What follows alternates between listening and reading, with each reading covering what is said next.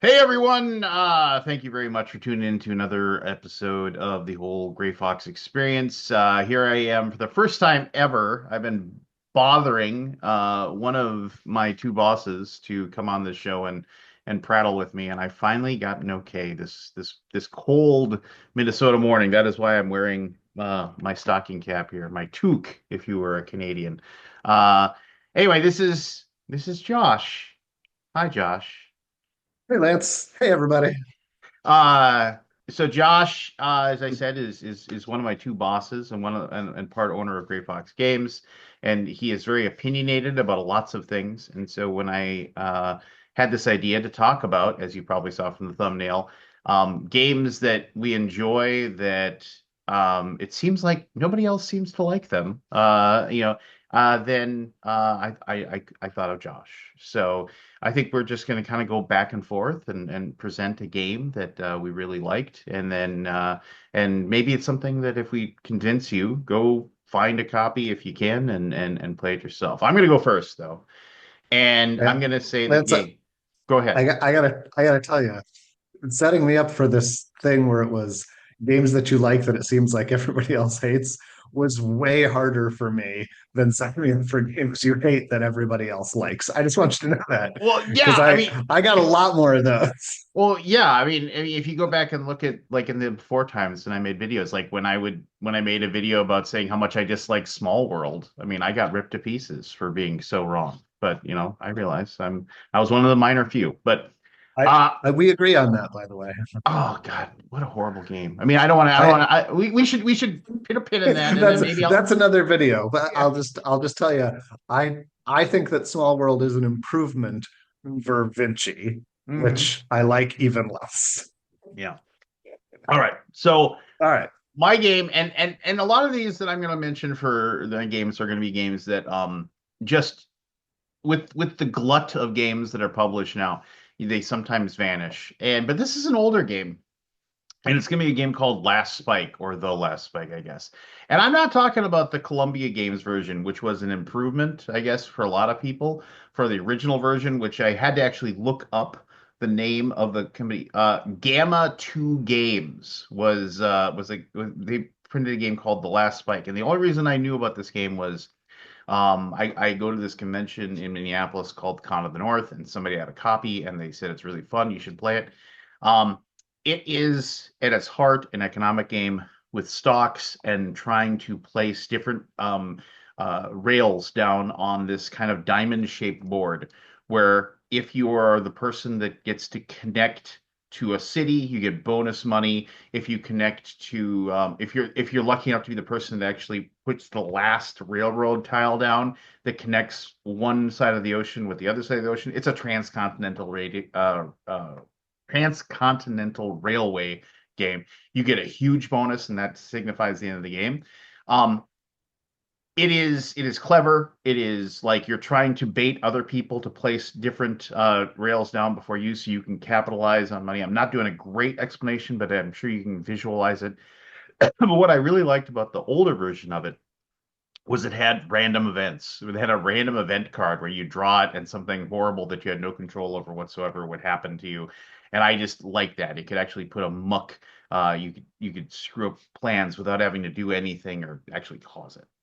And a lot of people hated that because they want their train games to be games of straightforward, deterministic. I know what my stock is worth, and I know how much money I make. And I don't know. Have you ever played any train games, Josh? I don't know if you've ever have like an 18XX, if you will. So no, I haven't. I mean, I have some friends who are really into those, and they've tried to get me in on them on occasion, and I've agreed. I've told Kathleen Mercury that someday I will sit around and play Iron Dragon with her, and I anticipate that I will loathe every minute of it. But I love her company, so it's okay. Well, no, you like Indonesia. I've heard people say Indonesia from Splatter Games. I've heard people say that that is very much like a train game. Do you? I mean, I've never. I mean, I don't know I if. do love Indonesia. Well, Um, well, there you go. Maybe yeah, there's. my first introduction to sort of train games and as a concept was Steam. Oh, And all right. I just found it to be a brutal and punishing mathematical experience devoid of all joy. Uh, and I know a lot of people love this. I've played Railways of the World, and I like it a little bit better. Um, Indonesia is a kind of an outlier for me. As a rule, I don't kind of love logistics games. I played Roads and Boats one time, and it was a three-player game, and me and my friend Jim were playing, having just a terrible time. And the guy Mike, whose game it was, like halfway through, said, "Did you guys know there's a solo mode for this?" And Jim said, "I can't, I can't imagine playing this if somebody else wasn't forcing me to." And that's usually how I feel about games like that. But yeah, Indonesia is absolutely a game I love, and I love it because the mergers can be really dramatic. Hmm. But I also just love it sort of as a design piece that the rule book to that game is like 4 pages, right? It's deep but not complex, and you can trace back to the moment in your 4 hour game of Indonesia that you made the wrong decision and it all went spiraling down the drain. So So, I and don't that's know. I very find much that like train enjoyable. games. That is a very train game thing where, oh, I invested the wrong stock on turn two, and 6 hours later, I lost. You know? What I will tell you that Age of Industry is also a game that I like very much, Hmm. which is just a brass slash Ticket to Ride hybrid. Yeah, I mean, I was gonna say that like weird kind of child of brass. So, all right. Well, what? Give me your game then. Your first of your games that like you love, but perhaps other people don't love as much. So I'm gonna start big and Okay. give you a whole series of games that I love that it seems like most people don't love. And so that's the Mystery Rummy series of games. Oh, I've only played one ever. I forget which one it was. But go ahead. I'll listen. Do you like? I So mean, just like Rummy. sure, they're so honestly, I'll give this a little bit of a preface here is that I credit these games with being one of the sort of first introductions I had to modern gaming, right? I've played board games my whole life, but finding this weird little hybrid game that was like, it's rummy, but it's not, um, was one of the things that started me down this path. And so as a result, I really like Mike Fitzgerald as a designer, and I really like the Mystery Rummy series of games. So these are games that are functionally just like Rummy, right? You draw a card or two sometimes. You play melds of cards of the same color, and you try to go out before your opponent or opponents. But each of them is thematically tied to something literary or historical. So the first one I ever played was Jack the Ripper Mystery Rummy, and then after that was Jekyll and Hyde. And the Jack the Ripper Mystery Rummy is still, it's still a top game for me. I will play this any time, and like it is the core of this game is, like I said, just rummy. You're going to lay down melds, but then every one of these has what's called gavel cards.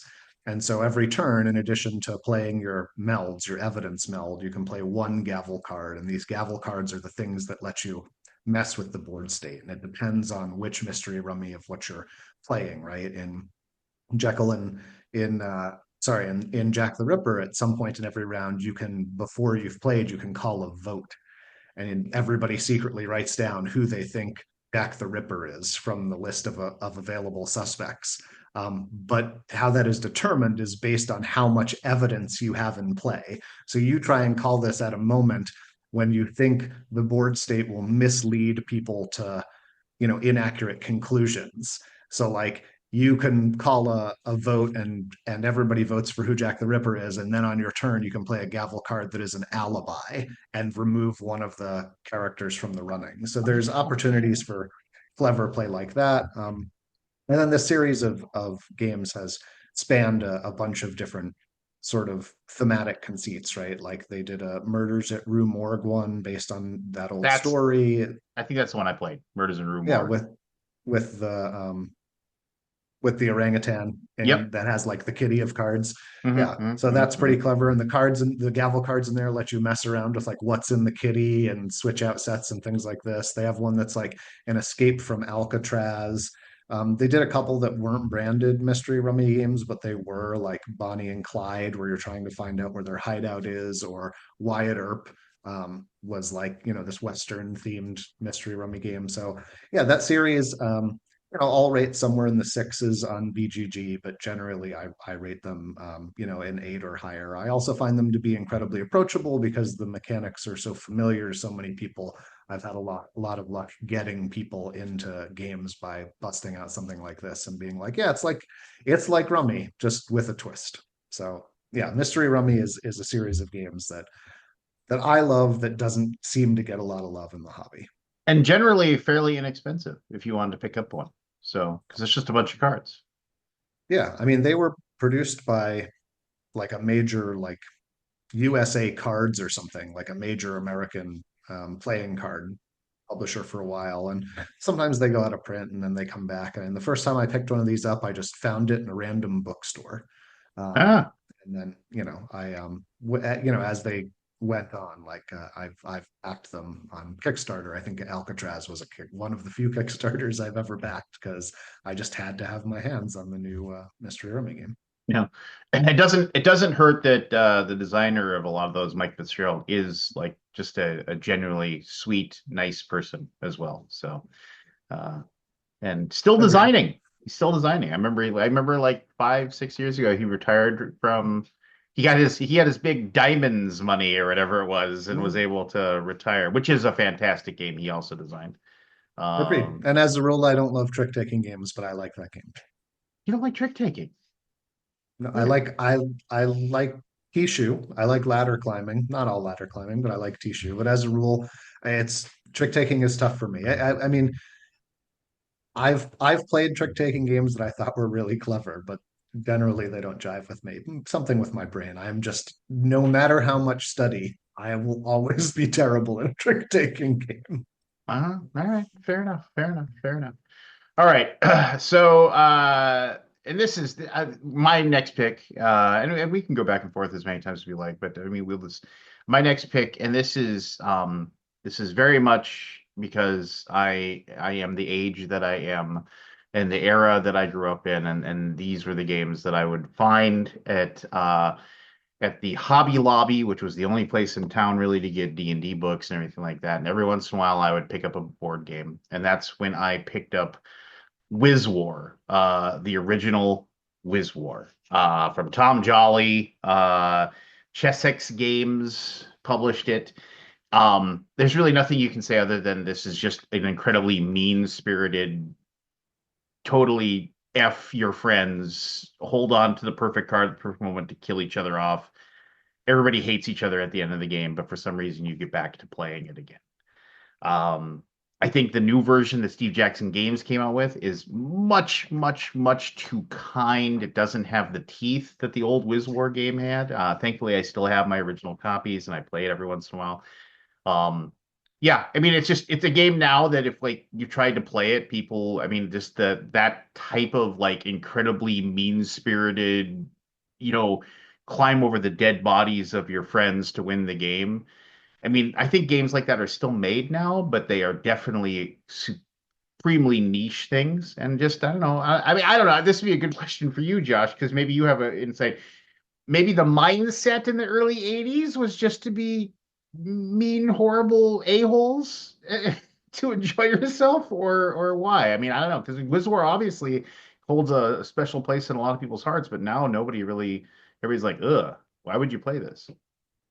I mean, so honestly, I got to tell you, I like Wiz War too, and I think that maybe that is out of character for me. I know that you know that I play, like I'm a very much Euro gamer. I mean, I'm an Omni gamer, right? I play everything, but Wiz War has an obscene amount of take that, and I agree that that is, sort of frowned upon in modern design sensibilities. And I don't think the '80s were just an inherently meaner time.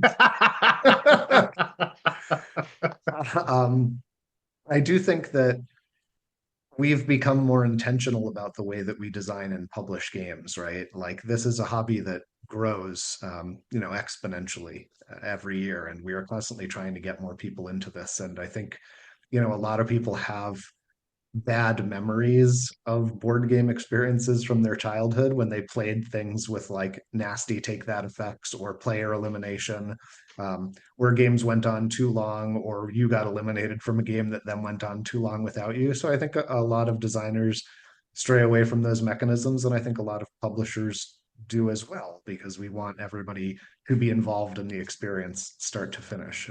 Certainly there's a place for it.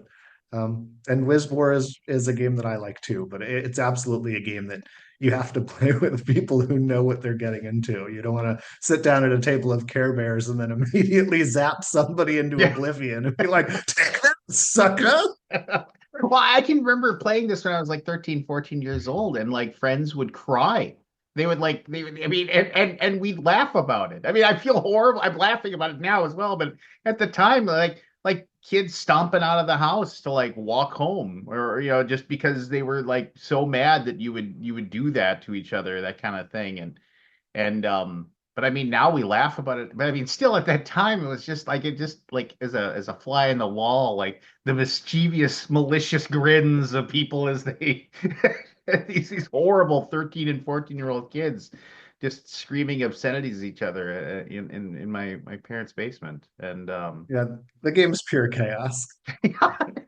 you just yeah, it's I mean I don't really feel like you won that game. You just kind of survived it and did better. But yeah, Wiz War. I mean, and I'll say this, that like if you want to have a slightly like little more of the mittens on experience of it, but it's still way more mean and spirited than anything you'll normally play. Check out the Steve Jackson reprint they came out with a couple of years ago. And it's still it captures the essence, I guess, if you will.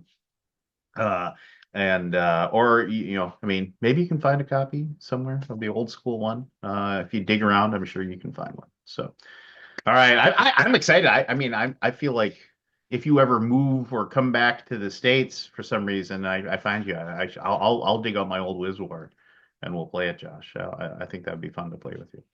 Or let's get four people and then do back-to-back games of WizWar and Indonesia.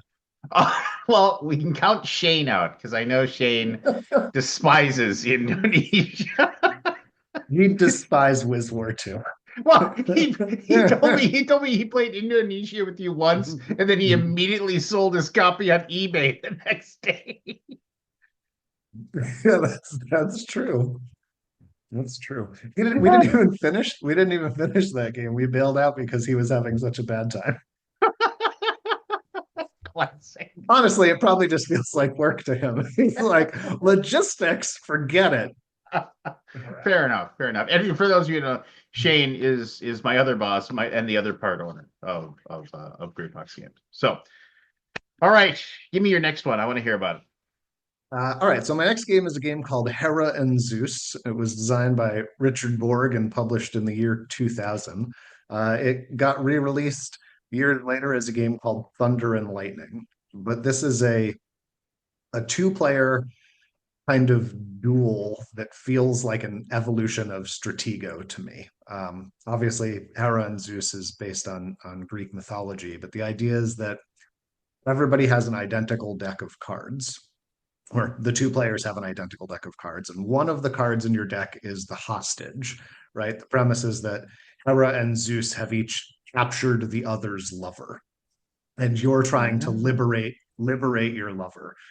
So you're putting to work the forces of all these characters from the Greek pantheons. You're sending in the Furies and the Hydra and Yeah, yeah, yeah, yeah, yeah. Dionysus and all this stuff. And so you get these three columns of cards, and somewhere over the course of the game, you will draw your hostage.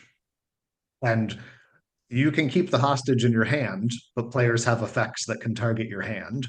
Or you can put the hostage on the board, but this is where the combat happens, sort of Stratego style. And so you constantly have to be weighing these decisions about where you're going to hide or strategize or decoy whatever you need to do to keep your hostage safe. And so, like, if you very clearly put something in one location and then put all of your forces to protect it, it becomes clear that's where your hostage is, and the player can take a really focused approach to getting them. If you hold them in your hand, but your hand gets too small, there are these effects where players can target a random card from your hand, and you're constantly thinking, like, oh, can I hold on to this hostage? Because if they use a Pegasus on me, it's 1 in 3 that they're going to win the game right now. Um, so it's this really interesting back and forth. And like any game that is designed with two players and sort of has this element of player psychology in it, the more you play it with just one opponent, the better it gets, because you start learning people's moves and feints, and you develop a meta, and you're kind of double thinking for each other. It's a really cool game.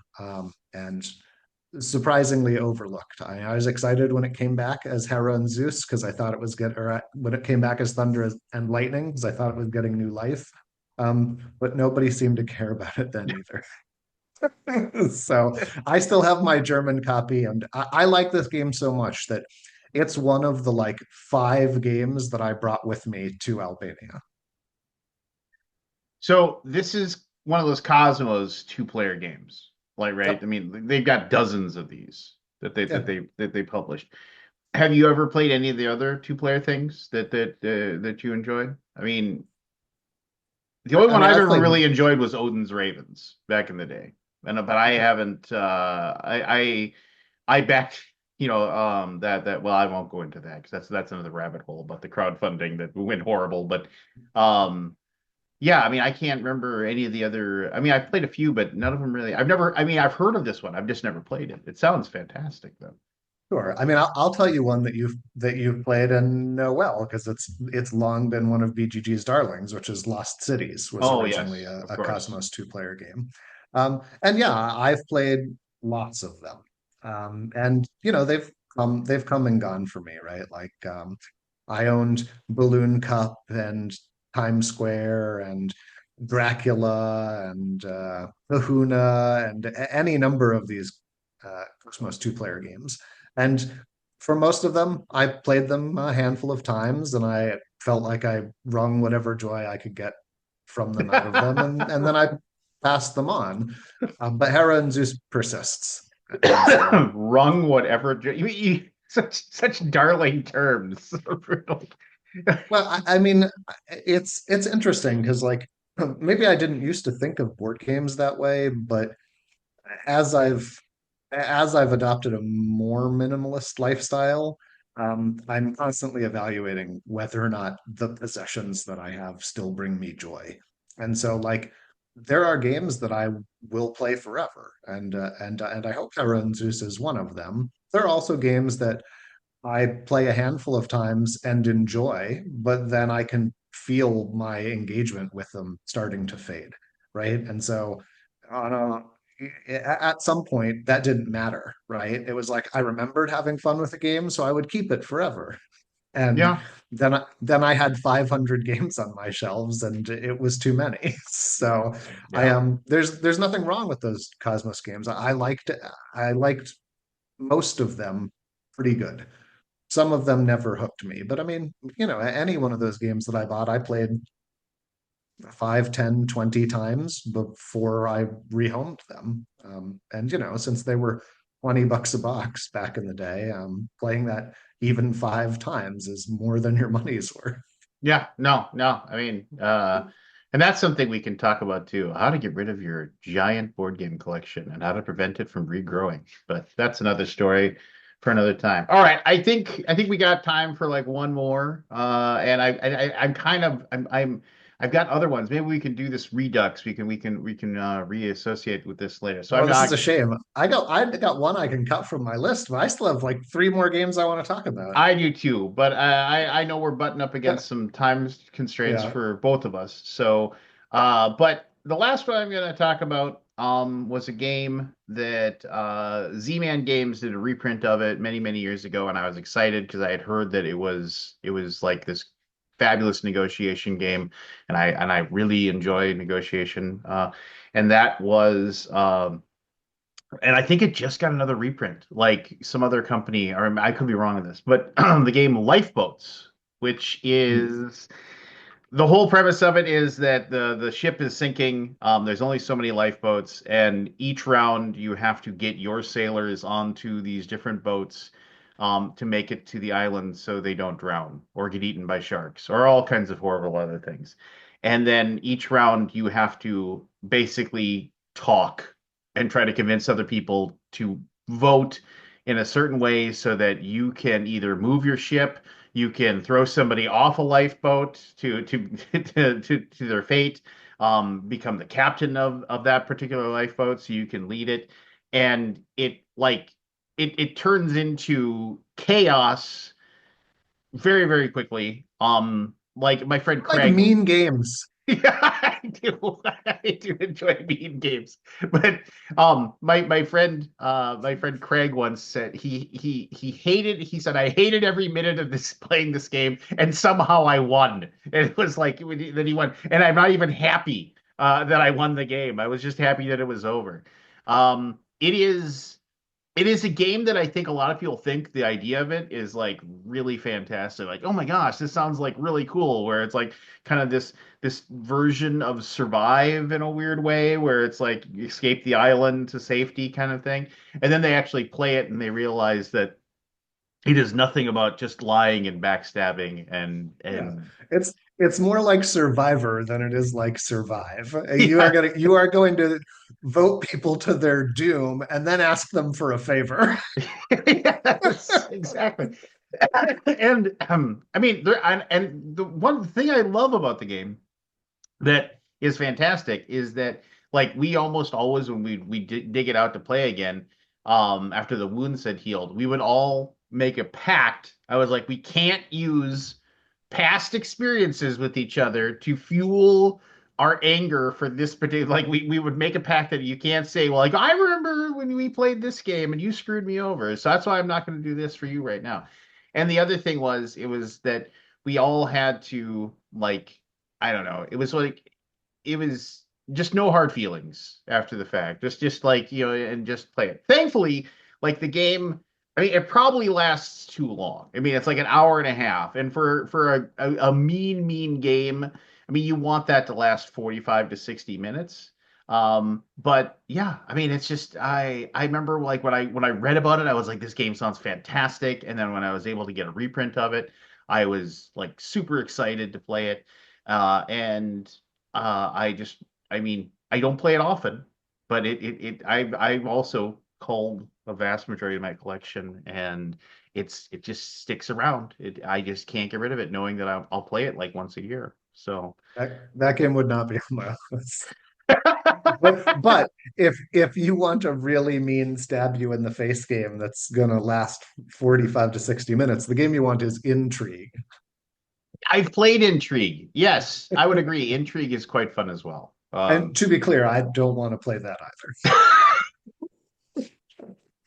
Well, and and I was looking at BGG and I saw it was rated in like the low sixes, and I was like, that's probably exactly where Lifeboat is earned. You know what I mean? I mean, it's both earned that rating and it has earned the fact that it is still in print. For And sure.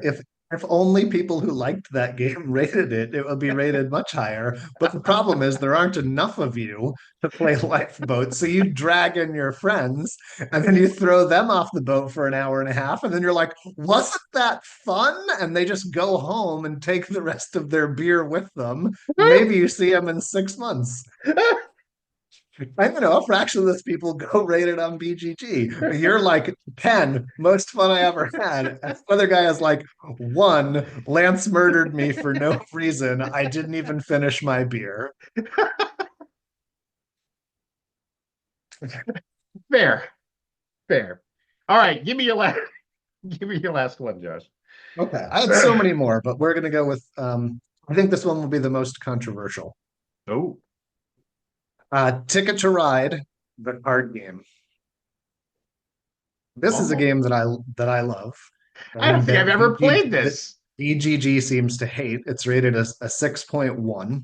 Oh wow. And what I'll tell you is not only is it an objectively good game, but it's better than the board game, and it's not even close. It's not Oh, even geez. close. Wow. Um, So, okay. Yeah, so in Ticket to Ride, the card game, you're doing the same thing you're doing in Ticket to Ride, right? You're drawing cards kind of that's not quite rummy style, but you're drawing cards of train cards in certain colors so that you can connect the routes. But the routes are all abstract, right? Everybody has their own hand of route cards, just like in Ticket to Ride, but there's no shared map, right? So I have a thing that says, yeah, I'm going to go Baltimore to Seattle, and this will take two blue trains, two black trains, and an orange train. Or I've got one that says, oh, I'm going to go from Chicago to Des Moines. And this just takes one orange train and one red train, whatever. So players have this deck and they have the river of cards available to them, like in Ticket to Ride, the five cards that are available. And on your turn, you can either draw cards, right? Draw these train cards, or you can play cards, or you can draw more tickets. And so when you play your cards, there's two ways to do it. You can play them in a single stack of two or more cards of the same color, which is how you put your wilds in play. You put them in those single stacks. Or you can play a singleton of three different colors. And the two things that matter here are one, you only get to keep those cards. You put them in your on the tracks stack if they're still there at the start of your next turn. You add one card of each color that you have available. So players can mess them up in what's called a train robbery. They can play more of the same color than you have, and everything that you have in play gets thrown away. The other thing is there's a memory aspect, is the on the track stack is secret even to you. So by the time you've gotten to the end of this like 45-minute game, you have a rough idea of what colors are in your on the track stack and how many, but you don't know exactly because there's so much going on, it's impossible to count. And so in the beginning of the game, you may know, oh, I've completed these two or three tickets exactly, but by the end of the game, you know you've got more trains than tickets. So you're trying to draw tickets and make sure that you're completing the ones that matter without being able to reference that pile of the 30 or 40 cards or whatever that you've put away. So it's it's light, it's kind of in your face the way that you can destroy other people's colors when they're in play. It has that interesting memory aspect. And yeah, it's a lot of fun. So I really recommend Ticket to Ride the card game. If you haven't played it, it's worth playing. I mean, it's like because every game eventually, if any, every I shouldn't say every game that's super popular seems to always get a card game. I mean, unless it's some giant, miniatures, type of thing. But it seems like most Euros, like eventually, if they're super popular, they get some sort of card game that's just, with the name tagged on to hopefully like sell a few copies. But I mean, so I've definitely heard of this, but I've never even considered the idea of playing it. I mean, just because why would I? It's just. I mean, I've enjoyed Ticket to Ride the few times I've played it, but and Alan Moon, I've met him. He's a nice guy. So did he design this one or was it somebody else? Oh, he designed it. Oh, very nice. All right, well, maybe I'll check that out. That's interesting. You made me think of something though, and this is a complete total aside. So it has a memory aspect. So if you Yeah. were somebody who was really good at memorizing things, would you have a like an edge on everybody else that was playing? Yeah, I mean, I think you would, right? It's so like if you've ever played the card game Mamma Mia, Yeah, yeah, of course.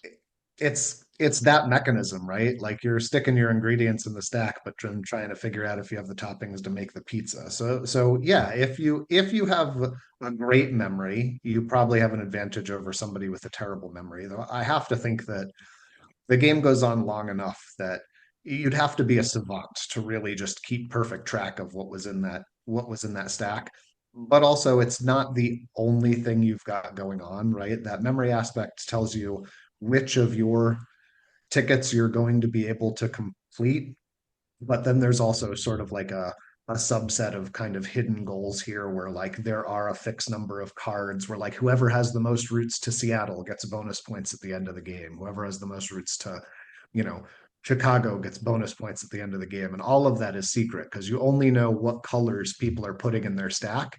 You don't know what tickets people have. You don't know what routes they're going for, right? There's no map, so you're not just watching people build their stuff. They just have tickets and are banking these colors. So it would help you not mess up.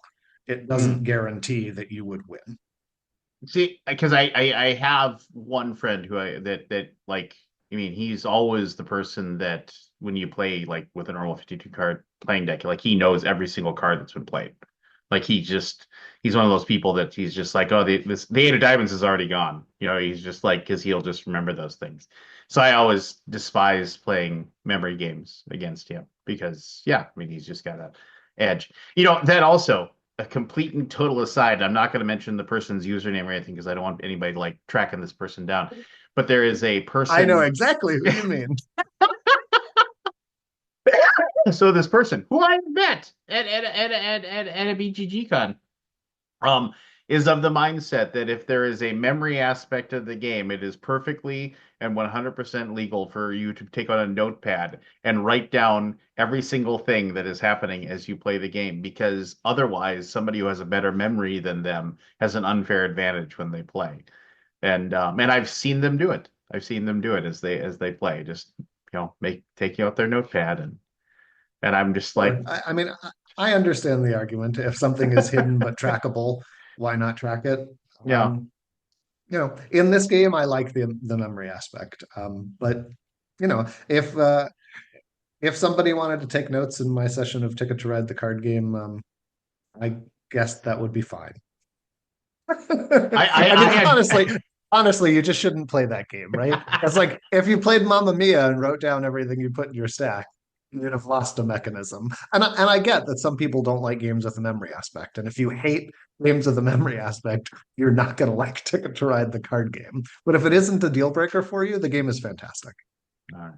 Well, here's Not a 6.1. not a 6 point. All right. So with that, maybe we'll revisit this. Like I said, I have tabs open for my games over here that I had to add. But if you watch this, thank you very much for doing so. Hit the old like and subscribe buttons, as we say. Hit the bell to notify. But also, one of the best ways to let us know you're watching is just leave a comment. Tell us about a game that you really, really like, and maybe like somebody along the lines told you that you were wrong for liking it, or it just doesn't seem like everybody else seems to enjoy it as much as you do when it hits the table. Josh, take care of yourself. I'm sure I'll You see too, you very, buddy. very Thanks for soon. having me. Anytime, anytime.